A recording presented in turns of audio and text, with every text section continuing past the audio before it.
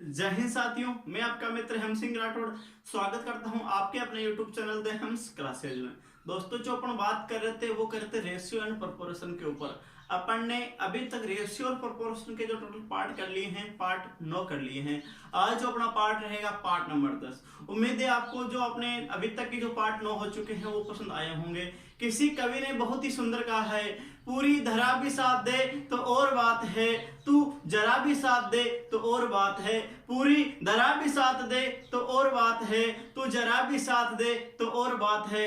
अरे चलने को तो एक पांव पर भी चल लेते हैं लोग, दूसरा भी साथ दे तो और बात है, दूसरा भी साथ दे तो और बात है। आप सबका साथ मेरे लिए बहुत इंपॉर्टेंट है। तो दोस्तों, जो आज अपना टॉपिक रहेगा वो रहेगा अनुपात और समानुपात का पार्ट नंबर 10। तो दोस्तों, जो आज का अपना पहला क्वेश्चन है वो देखो क्या है। आज का जो अपना पहला क्वेश्चन है वो है, यदि एक किसान के पास कुछ गायें तथा कुछ मुर्गे हैं, एक किसान के उसके पास कुछ गायें और कुछ मुर्गे हैं, यदि सिरों की संख्या 48 तथा पैरों की संख्या 120 है, तो किसान के पास मौजूद गाय तथा मुर्गों की संख्या का अनुपात बताओ। ठीक है, तो एक किसान है, उसके पास कुछ गायें और कुछ मुर्गे हैं। पता नहीं है दे रखा आपको कि कितनी गायें उसके पास है, कितने मुर्गे उसके पास है। तो आपको जो बात बताई गई है वो बताएगी एक तो सिरों की संख्या, उसके बाद जो सिर है, सिर मतलब ये हेड की जो टोटल नंबर दे रखा है, संख्या दे रखी है, वो दे रखी है 48।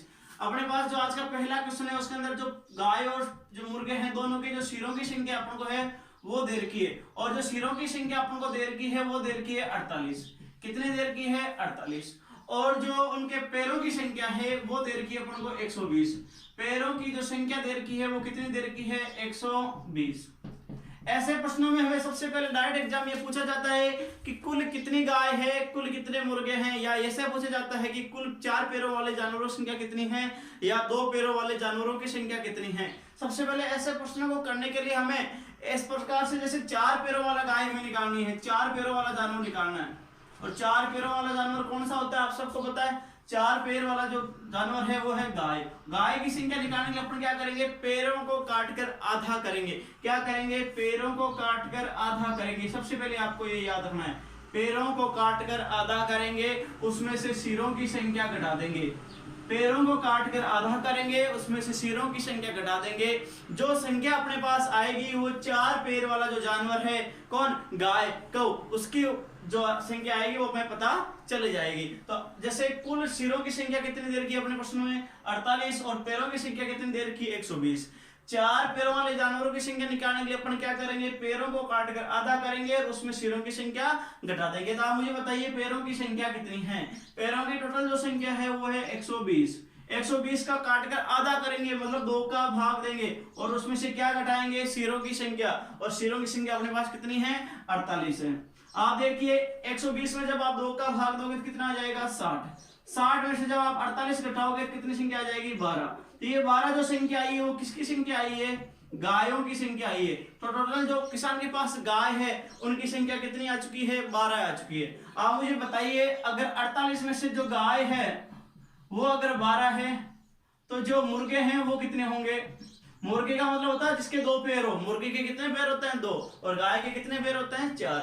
ठीक है, 48 में से जब आप 12 घटा दोगे तो मुर्गे कितने आ जाएंगे? 36। ठीक है, उम्मीद है आपको ये पहला प्रश्न समझ में आया होगा। प्रश्न ये बोल रहा है कि इसका अनुपात हमें बताइए। आप मुझे बताइए जो गाय की संख्या है वो कितनी है। सबसे पहले पूछा है गाय और मुर्गे का अनुपात, तो गाय की जो संख्या है वो है 12 और जो मुर्गों की संख्या है वो है 36। तो इसका अपन क्या कर लेंगे? अनुपात निकाल लेंगे। 12 और 36 में किसका भाग जा रहा है? 12 का भाग जा रहा है। तो 12 का भाग अपन जब इसमें देंगे, 12 एकम 12 और 12 36। तो जो किसान के पास गाय और मुर्गे हैं उनकी जो संख्या का अनुपात आएगा वो कितना आएगा? 1:3 है। आज का जो अपना दूसरा क्वेश्चन है वो है A/B बराबर C/D। A/B का जो मान है C/D के बराबर हो तो A² + B² बटा C² + D² का मान ज्ञात करो। और 4 ऑप्शन भी अपन को पता है। तो देखो, इस प्रकार के क्वेश्चनों के लिए हमें क्या करना होता है? इस प्रकार का जब भी क्वेश्चन होता है तो हम जो ये अनुपात दे रखा होता है उसका कुछ ना कुछ मान मान लिया जाता है। अनुपात का मान कैसे मानेंगे? जैसे A/B का जो अपन मान मानेंगे वो मानेंगे 1:2। इसी का जो दूसरा रूप समानुपात में होता है, और इसके जैसा ही अनुपात मान लेंगे, चलो 3:6। 3:6। आप मुझे बताइए 1:2 और 3:6 क्या समानुपात है? बिल्कुल है, बराबर भी होगा, काट के देख लो 1:2 हो जाएगा। तो इसके अंदर अपन मान पुटअप कर देंगे और आंसर निकालने की कोशिश करेंगे। सबसे पहले इसका आंसर अपन निकालते हैं, a² + b²। a² मतलब 1 का स्क्वायर प्लस 2 का स्क्वायर बटा c² + d²। c मतलब 3 का स्क्वायर प्लस d मतलब 6 का स्क्वायर। आप मुझे बताइए 1 का स्क्वायर कितना होता है? 1 प्लस 2 का स्क्वायर 4 बटा 3 का स्क्वायर 9 और 6 का स्क्वायर 36। 1 और 4 कितना हो जाएगा? 5 बटा 36 और 9 45। ये दोनों किसके पार्ट से कट रहे हैं? 5 के पार्ट से कट रहे हैं। तो इसका जो मान आएगा वो कितना आ जाएगा? 1/9 आ जाएगा। इसका जो मान आ रहा है अपने पास 1/9 ये मान आएगा।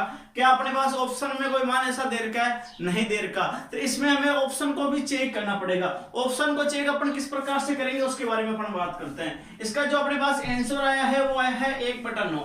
तो देखो पहला आंसर तो हो ही नहीं सकता, काट देंगे इसको। 1/2 तो हो ही नहीं सकता। इसका जो आंसर आना चाहिए वो कितना आना चाहिए? 1/9। दूसरा जो ऑप्शन है a + b बटा c + d, एक बार चेक करते हैं। a + b मतलब 1 + 2 बटा c + d मतलब 3 + 6। चेक करते हैं, 1 और 2 3 बटा 3 और 6 9। ये दोनों 3 के पार्ट से कट रहे हैं तो ऑप्शन आ रहा है 1/3। क्या ये 1/3 इसके बराबर आ रहा है? नहीं आ रहा। इसका मतलब ये भी नहीं हो सकता, नहीं हो सकता। यहाँ 1/3 आ रहा है और यहाँ 1/9 आ रहा है, ये नहीं हो सकता। तो ऑप्शन सी को अपन चेक करेंगे। ऑप्शन जो सी है a - b, का मान क्या है? 1 - 2 बटा c - d मतलब 3 - 6। तो 1 में से -2 बाकी करो तो -1 बटा 3 में से 6 गया -3, माइनस से माइनस कट जाएगा तो आ रहा है 1/3। क्या 1/3 1/9 के बराबर है? नहीं है। तो ये भी ऑप्शन अपना क्या हो जाएगा? गलत हो जाएगा। तो अंतिम जो ऑप्शन है वही बचा है, इसका मतलब यही ऑप्शन अपना सही होगा। चलो इसको अपना एक बार चेक करते हैं। जो डी ऑप्शन है वो क्या है? AB बटा CD। AB का मतलब क्या है? a गुणा b, 1 गुणा 2 बटा CD का मतलब क्या हो जाएगा? 3 गुणा 6। 2 का भाग 6 में 3 बार, तो अपने पास क्या बच गया? 1 गुणा 1 बराबर 1, 3 गुणा 3 बराबर 9, 1/9। यहाँ पे भी अपने 1/9 है और यहाँ पे भी अपने पास कितना आ रहा है? 1/9 आ रहा है। इसका मतलब है ऑप्शन से अपने जब चेक करके देखा तो इसका जो मान आएगा वो कितना आएगा? AB बटा CD आएगा। ऐसे प्रश्न जब भी हमें एग्जाम में पूछे जाए आपको बस यही याद रखना है, इस प्रकार के मान अपन को रख लेने। ठीक है, उम्मीद है आपको ये प्रश्न समझ में आया होगा। तो आज का जो अपना तीसरा क्वेश्चन है वो देखो क्या है। राहुल, मिर्जा, लिटिल एवं गोविंदा ने 60 रुपए की शर्ट खरीदी। कुल कितने रुपए की शर्ट खरीदी है? 60 रुपए की शर्ट खरीदी है।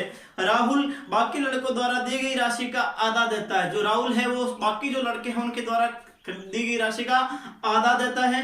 मिर्जा बाकी लड़कों द्वारा दी गई राशि का 1/3 भाग देता है, अर्थात 1/3 भाग देता है।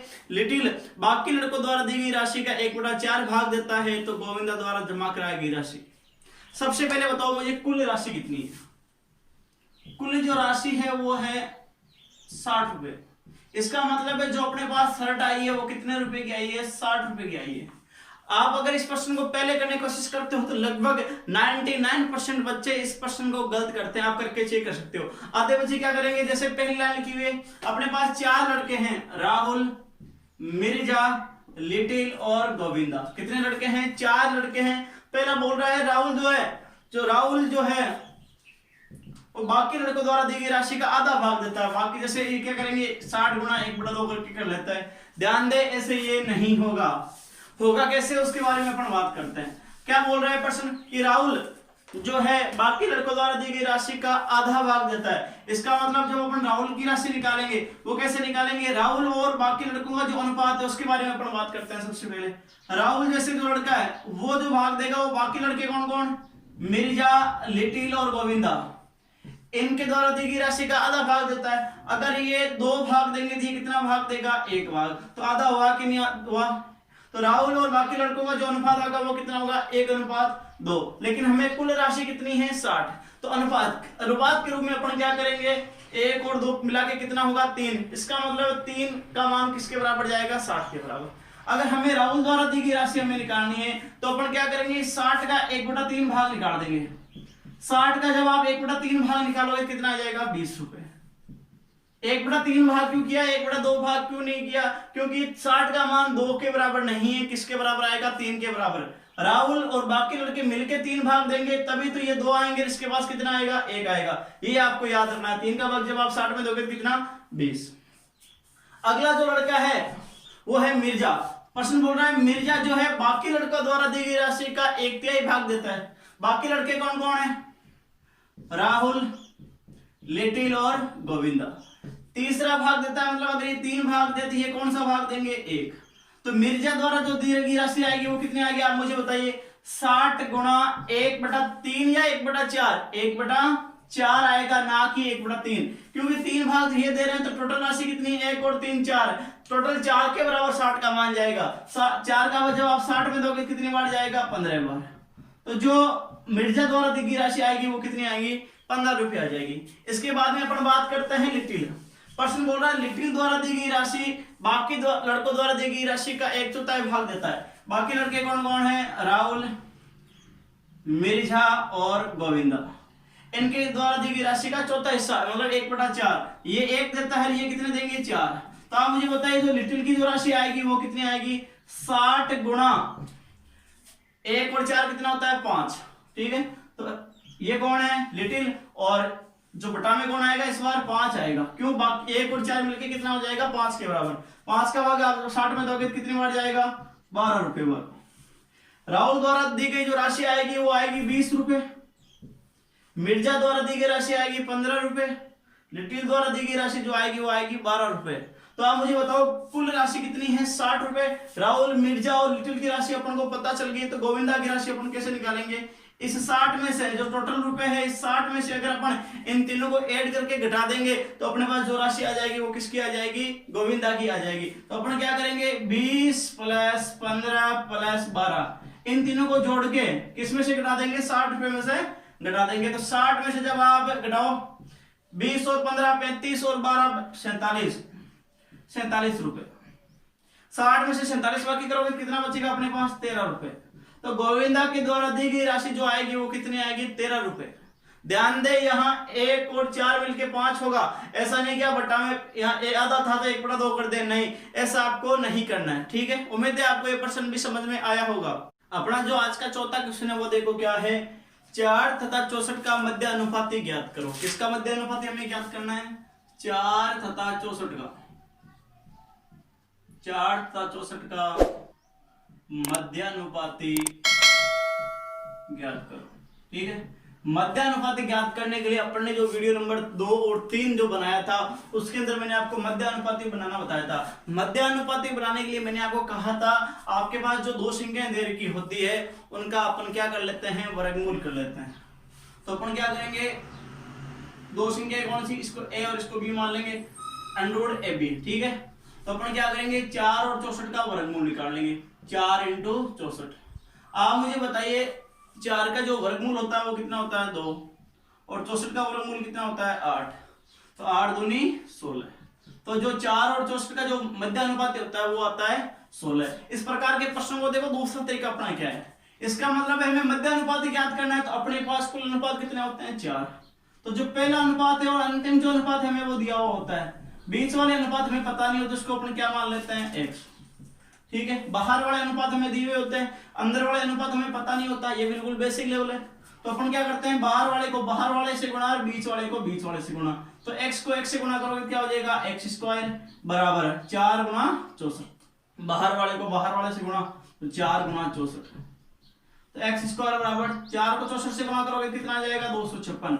x² बराबर 256। तो कौन सी संख्या का वर्ग 256 है, तो x का जो मान आएगा वो कितना आ जाएगा 16। 16 का वर्ग जो आता है वो कितना आता है 256। उम्मीद है आपको ये तरीका समझ में आया होगा। चलो अपन एक मध्यानुपाती का एक प्रश्न और लेते हैं, और मध्यानुपाती किस प्रकार से निकालते हैं ये इंपॉर्टेंट रूप से क्वेश्चन सीटेट में ये प्रश्न पूछा गया है। सीटेट में जो आया हुआ क्वेश्चन है उसके ऊपर अपन बात करते हैं। तो अपना जो आज का 5वां क्वेश्चन है वो देखो क्या है। 3 + √2 3 + √2 तथा 12 - √32 का मध्यानुपात।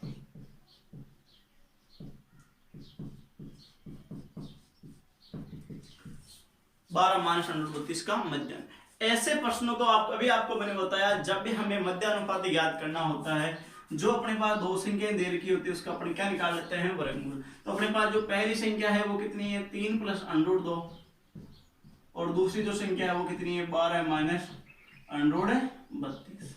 अब अपन करेंगे क्या, वो देखो। ऐसे प्रश्न अपन ने जब छोटी क्लासों में प्रमेयकरण की जो प्रश्नावलियां सीखी थी उसमें सिखाया था, पहले को पहले से गुणा, पहले को दूसरे से गुणा, दूसरी को पहले से गुणा और दूसरी को दूसरे से गुणा, पहली को पहले से गुणा, पहली को दूसरे से गुणा, दूसरी को पहले से गुणा और दूसरी को दूसरी से। तो कैसे, एक बार देखो, पहली को पहली से गुणा और पहली को ही दूसरी से गुणा, फिर दूसरी को पहली से और दूसरी को दूसरी से गुणा करके अपन इनका मान निकाल लेते हैं। तो अपन देखो गुणा कैसे करेंगे। तो सबसे पहले अपन क्या करेंगे, अंडर लगाएंगे, 3 को किससे गुणा करेंगे, 12 से। तो 12 इंटू 3 कितना हो जाएगा, 36। चिन्हों का विशेष रूप से हमें ध्यान देना है, यहाँ प्लस है यहाँ माइनस, क्या हो जाएगा माइनस। 3 गुणा अंडर 32 क्या हो जाएगा, 3 अंडर 32। ये प्लस है, ये भी प्लस, प्लस का हो जाएगा। पहले को पहले से गुणा कर लिया, पहली को दूसरी से गुणा कर लिया। अब क्या करेंगे, दूसरी को पहले से, तो 12 अंडर 2 माइनस, ये प्लस है ये माइनस, तो माइनस हो जाएगा। अंडर 2 को अंडर 32 से गुणा करेंगे कितना आ जाएगा, अंडर 64। अब आप देखो 36 माइनस 32 के जब अपन वर्गमूल निकालेंगे तो 32 के अपन को सबसे पहले अभाज्य गुणनखंड पता होना चाहिए। 2 का भाग 32 में 16 बार, 2 का भाग 16 में 8 बार, 2 का भाग 8 में 4 बार, 2 का भाग 4 में 2 बार, 2 का भाग 2 में 1 बार। तो अपन क्या करते हैं, वर्गमूल बनाने के लिए जोड़े के जोड़े और घोड़े के घोड़े बना देते हैं। ये 2 और ये 2 बार आ गया, 2 दूनी 4, 4 अंडर 2, 4 अंडर 2 गुणा 3, 4 3 12, 12 अंडर 2। ठीक है, प्लस ये प्लस के 12 अंडर 2 है, माइनस 64 किसका वर्ग है, 8 का वर्ग है। ठीक है, प्लस 12 अंडर 2 माइनस के 12 अंडर 2 क्या हो जाएंगे, कट जाएंगे। तो अपने पास क्या बच गया, 36 माइनस के 8, 36 माइनस के 8 किस में बच गए, अंडर में बच गए। 36 में से जब 8 बाकी करोगे कितना आ जाएगा, 28। तो अंडर 28 का क्या आ जाएगा अपने पास आंसर। कभी कभी क्या होता है, ये प्रॉपर रूप से अपन को आंसर मिलता नहीं है, तो अपन क्या करते हैं, इसके अभाज्य गुणन कर लेते हैं। 2 का भाग 28 में दोगे 14 बार, 2 का भाग दोगे 14 में 7 बार, और 7 का भाग 7 में 1 बार। तो 2 का जोड़ा अपने पास बन गया, तो ये आ जाता है बार। तो इसका जो उत्तर आएगा वो कितना आएगा, 2 अंडर 7। कितना आ जाएगा, 2 अंडर 7। तो अपने जो प्रश्न है 3 प्लस अंडर 2 तथा 12 माइनस अंडर 32 का मध्य अनुपाती, और जो मध्य अनुपाती अपने पास आएगा वो कितना आएगा, 2 अंडर 7। उम्मीद है आपको ये प्रश्न समझ में आया होगा। अपना जो आज का छठा क्वेश्चन है वो देखो क्या है। एक छात्र द्वारा 5 विषयों में प्राप्त किए गए अंकों के बीच का अनुपात। एक जो छात्र है उसको 5 विषयों एग्जाम देता है, 5 विषयों में क्या देता है, एग्जाम देता है, और जो प्राप्त किए गए अंक है उनका जो अनुपात दे रखा है वो दे रखा है 10 अनुपात 9 अनुपात 8 अनुपात 7 अनुपात 6। 5 विषय है, 10 9 8 7 और 6 के अनुपात उनके जो अंक आए हैं उनका अनुपात है। तथा छात्र कुल अंकों का 60% अंक प्राप्त करता है। कुल जो उसका प्राप्तांक है वो कितना है, 60% है। सभी विषयों का अधिकतम अंक समान है। सभी विषयों का जो अधिकतम अंक है वो समान है। जैसे 50 का एक पेपर हुआ तो सारे पेपर कितने का हुआ, 50 का। अगर सारे पेपर 100 का हुआ तो सारे पेपर कितने के हुए हैं, 100 के हुए हैं। तथा उत्तीर्ण होने के लिए न्यूनतम 50% अंक आने चाहिए। न्यूनतम कितने अंक आने चाहिए, 50% अंक आने चाहिए। तो छात्र कितने विषय में उत्तीर्ण हुआ, तो जो छात्र है वो कितने विषय में उत्तीर्ण हुआ, जबकि कुल पूर्णांक 500 है। सबसे पहले क्या दिया हुआ हमें, ये देखो कुल पूर्णांक, और जो कुल पूर्णांक है वो कितना है, 500। प्रश्न में क्या कह रहा है कि जो उसके प्राप्तांक है टोटल विषयों में 60% है। तो इसका मतलब क्या है, अपना सबसे पहले प्राप्तांक ही निकाल लेते हैं। तो अपना देखो 500 का वो 60% बना रहा है, 500 का कितना बना रहा है, 60% बना रहा है। तो 500 का 60% कितना होता है, 300। प्रतिशत का मतलब क्या होता है, बटा में 100।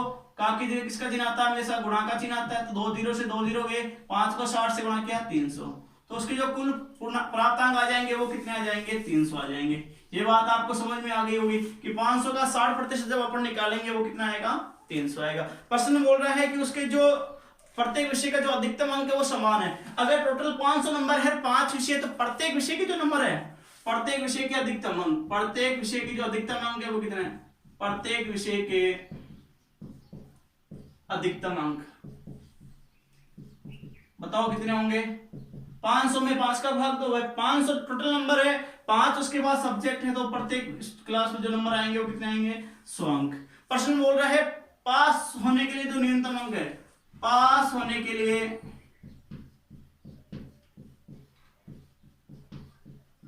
न्यूनतम जो पूर्णांक है, न्यूनतम जो प्राप्तांक है वो कितने आने चाहिए, 50% आने चाहिए। और 100 का 50% कितना होना चाहिए, 50। मतलब अगर कोई बच्चा 50 नंबर वो लेके आता है तो पास हो जाता है। और उसके पास टोटल विषय है 5, ठीक है। और जो उनका प्राप्तांक होगा, जो नंबर है वो कितना है, 10:9:8:7:6। 5 विषय हैं जिनका जो प्राप्तांकों का जो अंक आए हैं वो कितने आए हैं, 10, 9, 8, 7 और 6। ये उसके रूप में अंक आए हैं, प्राप्तांक आए हैं। और प्रश्न बोल रहे हैं उसके जो प्राप्तांक आए हैं वो 500 का 60% था, मतलब 300 नंबर थे। इसका मतलब इनका जो योग है वो किसके बराबर जाएगा, 300 के बराबर जाएगा। तो 10 और 9 19 और 8 27 और 7 34 और 6 40, ठीक है। तो 40 अनुपात का मान जो जाएगा वो किसके बराबर जाएगा, अपने प्राप्तांक 300 के बराबर जाएंगे। 40 योग क्यों किया, प्रश्न बोल रहा है उनका जो प्राप्तांक है उनका जो मान है वो कितना है, 300 है। और अनुपात के मान 10, 9, 8, 7 और 6 का योग कितना है, 40। इसका मतलब 40 अनुपात का मान किसके बराबर है, 300 अंकों के बराबर है। अगर 40 अनुपात का मान 300 के बराबर है तो आप मुझे बताओ 1 अनुपात का मान अपन कैसे निकालेंगे। 300 में किसका भाग देंगे, 40 का। 1 0 से 1 0 गया। किसके पार्ट से कट रहे हैं, 30 और 4, 2 के पार्ट से कट रहे हैं तो कितने बार चला जाएगा, 15/2। तो 1 अनुपात का जो मान आएगा वो कितना आएगा, 2। तो प्रश्न बोल रहा है कितने विषयों में वो पास हो, वो अपन को बताते हैं। तो अपन क्या करते हैं, छोटी संख्याओं से लेते हैं। इधर से लेंगे तो पता चल जाएगा, इधर से भी पता चल जाएगा। अपन छोटी से लेते हैं। तो अपन लेते हैं पहले 6, जो जिसमें 6 अनुपात के रूप में लेके आया है उसमें कितने नंबर लेके, उसमें कितने नंबर आए टोटल अंकों के रूप में। तो अपन क्या करेंगे, 1 अनुपात का मान कितना हमें बताओ, 15/2। हमें किसका 1 अनुपात का मान 15/2 है, तो 6 अनुपात का मान कितना होगा, 15/2 × 6। तो 2 का भाग 6 में 3 बार, तो उसके जो टोटल नंबर आएंगे 15 × 3 = 45। क्या 45 अंकों से वो पास हो जाएगा, नहीं होगा। उसको पास होने के लिए जो अंक चाहिए वो कितने चाहिए, 50 चाहिए। इसका मतलब इस विषय में वो क्या हो गया है, फेल हो गया है। कितने विषयों में फेल हो गया, वो जो 6 अंक अनुपात वाला उसमें फेल हो गया है। चलो 7 अनुपात वाले का चेक करते हैं। 7 अनुपात वाले का कैसे चेक करेंगे, 1 अनुपात का मान अपने पास कितना था, 15/2। 7 का चेक करने के लिए गुणा किससे करेंगे, 7 से, ठीक है। तो अपन क्या करेंगे, 2 का भाग 7 में देंगे, कितने बार जाएगा, 3.5। अपन क्या करेंगे, 15 को जब 3.5 से गुणा करेंगे, 15 × 45, 15 का आधा कितना होता है, 7.5, 45 और 7 52.5। आप गुणा करके एक बार चेक कर लेना, तो 52.5। इसका मतलब है जो 7 अंकों वाला है उसमें वो क्या हो गया है, पास हो गया है। क्या हो गया है, वो पास हो गया है, क्योंकि उसके जो अंक आए वो 52.5 आए हैं, जो कि अपने पास न्यूनतम प्राप्तांक थे उनसे अधिक है। अगर 7 वाले में वो पास हुआ था, मुझे बताओ वो क्या 8 वाले में पास होगा कि नहीं होगा, 8 वाले में भी पास होगा। निकाल के चेक कर लेते हैं, चलो एक बार और। 15/2 × 8, 2 का भाग 8 में कितनी बार, 4 बार, 15 × 4 60। अगर 60 अंक आए हैं तो वो पास हो गया। तो 8 वाले में अगर पास हुआ है तो 9 वाले में भी वो क्या होगा, पास होगा। आपको निकालने की आवश्यकता नहीं है। और 10 वाले में भी वो क्या होगा, पास हुआ है। तो आप मुझे बताइए, प्रश्न पूछ रहा है कुल कितने विषयों में वो पास हुआ है। तो कुल कितने विषयों में पास हुआ है, 1 2 3 4, 4 विषयों में वो पास हुआ है। और फेल कितने विषयों में हुआ, 1 विषय में। टोटल पास वाले विषय, टोटल जो पास वाले जो विषय आएंगे वो कितने आएंगे, पास वाले विषय वो कितने हैं, 4 है। और फेल वाला कितने हो जाएंगे, आप मुझे बताओ। और टोटल जो फेल होगा वो कितने विषय में होगा, 1 में, जिसका जो अनुपात है वो कितना है, 6। उम्मीद है आपको ये प्रश्न समझ में आया होगा। अगर आपको इस प्रश्न को समझने में कहीं प्रॉब्लम हुई है तो इसको एक बार रिवाइज करके जरूर देखें। 1 नहीं 2 बार देखें। आपको उम्मीद है मैंने जो तरीका आपको समझाया है वो बेस्ट होगा। एक बार इसका बिल्कुल 0 लेवल से इसको देख लेते हैं। कुल जो पूर्णांक है वो कितने हैं, 500, ठीक है। और प्रश्न बोल रहा है कि उसके जो प्राप्तांक है वो 60%। अपने क्या किया, इसका अपने 60% निकाल लिया। क्या किया था, 60% निकाल लिया। तो 2 0 से 2 0 गए, 5 × 60 300।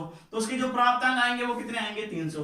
प्रश्न बोल रहा है प्रत्येक विषय के अधिकतम अंक समान है। टोटल 5 विषय हैं और 500 का जो नंबर है वो कितना है, 500 है। 5 विषय हैं, टोटल नंबर 500 है। तो प्रत्येक विषय के लिए कितने आएंगे, 100 अंक आएंगे। और न्यूनतम जो पास होने के लिए अंक चाहिए वो 50% चाहिए। 100 का 50% कितना होता है, 50। इसका मतलब है 50 वाला क्या हो जाएगा, पास हो जाएगा। और प्रश्न बोल रहा है उसके जो प्राप्तांक है उनका जो अनुपात अपन को दे रखा है वो दे रखा है 10:9:8:7:6, ठीक है। इसका मतलब ये पास हो रहा है। और पास के नंबर कितने हैं, 300 नंबर आए। जो प्राप्तांक आए वो 300 और अनुपात के रूप में 40 है। तो 40 अनुपात का मान 300 के बराबर, 1 अनुपात का मान 300/40 बराबर 15/2। 1 अनुपात का मान अगर हमें पता चल गया है तो अपन सबसे पहले 6 वाले का निकालेंगे, 7 वाले का, 8 वाले का, 9 वाले का और 10 वाले का, सारे का निकाल के जब चेक करेंगे तो हमें पता चल जाएगा। तो टोटल पास वाले जो विषय है उसमें कितने विषयों में वो पास हुआ है, 4 विषयों में वो पास हुआ है। और फिर कितने विषयों में हुआ है, 1 विषयों में। तो दोस्तों जो आज का अपना अंतिम क्वेश्चन है वो है 7 नंबर, 5:9, 1:3, 3:4, 2:5 में सबसे बड़ा अनुपात कौन सा है? 5:9, 1:3, 3:4, 2:5, इनमें से कौन सा अनुपात बड़ा है? जब भी हमें अनुपात बड़ा और छोटा पूछे तो सबसे पहले जो अनुपात दे रखा होता है उसको अपन बट्टा में लिख देते हैं, क्योंकि मैंने आपको कहा था अनुपात का मतलब बट्टा होता है। अनुपात का मतलब क्या होता है? बट्टा होता है। तो अपन इनको सबसे पहले बट्टा बट्टी में लिख देंगे। 5/9, 1/3, 3/4 मतलब 3/4 और 2/5। अलग अलग टीचर्स अलग अलग तरीके से बताते हैं। अपना जो तरीका है वो देखो क्या, इसमें क्या करते हैं, सबसे पहले दो का कंपेयर करते हैं। हमें बड़ा चाहिए, ये अपन को याद रखना है कि आपने कौन सा अनुपात चाहिए, बड़ा अनुपात चाहिए। तो कंपेयर कैसे करते हैं, हर का आगे वाले के अंश से गुणा करेंगे। तो देखो गुणा कैसे करेंगे, 9 को किससे गुणा करेंगे, 1 से। कितना गुणा आया, 9। क्या याद रखना है, हर को अंश से गुणा करेंगे। तो 9 को 1 से गुणा किया 9 आगे वाले के अंश से, और 3 को 5 से गुणा किया 15। आप मुझे बताओ 15 और 9 में बड़ा कौन है? 15 बड़ा है, इसका मतलब ये तो कौन हो गया, छोटा हो गया इस, ठीक है। 1 की तुलना हो गई। अब इन दोनों में तुलना करो, 5/9 और 3/4 में क्या करेंगे, अभी मैंने आपको बताया हर को अंश से गुणा करेंगे। तो 9 को किससे गुणा करेंगे, 3 से, तो 9 27, ठीक है। और 4 पंजा के 20, इसे इस प्रकार से गुणा कर देंगे, 4 पंजा के 20। आप मुझे बताइए 20 और 27 में बड़ा कौन है, 27 बड़ा है। तो ये 20 का क्या आ गया, छोटा आ गया। हमें अनुपात 3:4 अभी तक बड़ा है। एक बार और चेक करते हैं। 4 को किससे गुणा करेंगे, 2 से गुणा करेंगे। 4 को 2 से गुणा करो 8, 3 को 5 से गुणा करो 15, और 3 को 5 से गुणा करो कि कितना आ गया, 15। कौन सा अनुपात बड़ा है, 15 बड़ा है। इसका मतलब है 3/4 जो अनुपात है, 3:4, वो क्या आ जाएगा, सबसे बड़ा अनुपात आ जाएगा। तो ऑप्शन जो सी है अपना वो क्या हो जाएगा, करेक्ट हो जाएगा। उम्मीद है आपको ये प्रश्न समझ में आया होगा। इसके अंदर हमें ऐसा भी पूछता है कि सबसे छोटा अनुपात कौन सा है। आज का जो सेशन है उम्मीद है आपको समझ में आया होगा। मैंने आपको शुरू में कहा था पूरी धरा भी साथ दे तो और बात है, तो जरा भी साथ दे तो और बात है। अरे चलने को तो एक पांव पर भी चल लेते हैं लोग, दूसरा भी साथ दे तो और बात है। दोस्तों आपका जो लाइक है मेरे लिए मोटिवेशन है, आपका जो सब्सक्राइबर है वो मेरे लिए हिम्मत है, आपका जो साथ है, जो लाइक है वो मेरा साथ देगा, जो सब्सक्राइब आप जो करोगे वो मुझे हिम्मत देगा, और जो शेयर करोगे वो आप सबका अपना सहयोग होगा। इस देश में अपना नाम रोशन होगा, आपका होगा, मेरा होगा, सबका काम होगा। उम्मीद है आपको जो आज का सेशन है वो समझ में आया होगा। तो वीडियो को लाइक करें, शेयर करें और सब्सक्राइब करना बिल्कुल ना भूलें। कमेंट में क्या दोगे, जय हिंद जय भारत, क्या लिख के भेजोगे, जय हिंद जय भारत।